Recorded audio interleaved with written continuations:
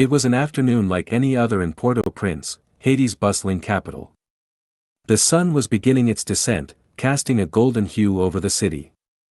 The streets were full of life, children playing, street vendors offering their wares, and families returning home after a day's work. Beneath the daily routine, however, something imperceptible was brewing deep in the earth. At 4:53 p.m., a dull roar rose from the bowels of the planet.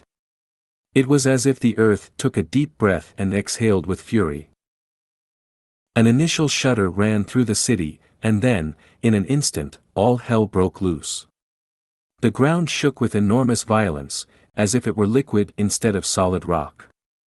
Entire buildings shook, swayed, and finally collapsed like houses of cards. The air was filled with dust, screams and a chorus of ominous cracking. Every corner of Port-au-Prince seemed to fall at the same time. The cathedral, iconic symbol of the city, crumbled in seconds, leaving only rubble where it once stood majestic. The National Palace, an imposing structure, collapsed as if it had been crushed by an invisible hand. In the blink of an eye, the city was unrecognizable. The streets were filled with chaos. People covered in dust and blood ran aimlessly, searching for their loved ones, while others remained motionless, stunned by the magnitude of what had happened. Hospitals, already short of resources before the disaster, were overwhelmed within minutes. The wounded and dying lay on the sidewalks, waiting for help that was slow in coming.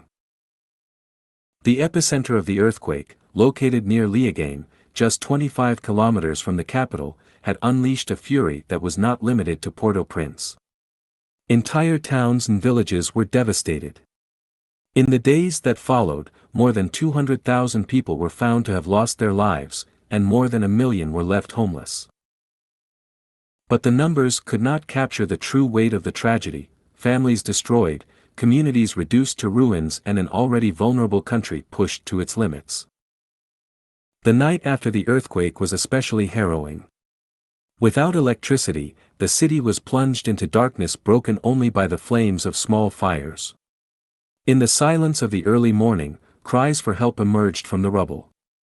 Entire families dug desperately with bare hands, searching for signs of life in the wreckage of their homes. International aid began to arrive, but limited access and destroyed infrastructure slowed efforts. Rescue teams, doctors and volunteers faced a desolate scenario. Days turned into weeks, and although some miracles occurred, lives were rescued from the rubble, the reality was that the magnitude of the disaster exceeded any human effort. Yet in the midst of the devastation, the spirit of Haitians was evident. On the streets, makeshift communities sprang up, sharing what little they had: water, food, hope. Chants and prayers were raised at night, a reminder of the unwavering resilience of a people who, though stricken by tragedy, were unwilling to give up. The Haiti earthquake exposed not only the fury of nature, but also the deep vulnerabilities of a nation already struggling with poverty, corruption, and lack of infrastructure. But it also showed the world the human capacity to resist, rebuild, and find light even in the darkest of times. Today, although the memories of that day remain vivid in the collective memory, Haiti continues to face challenges.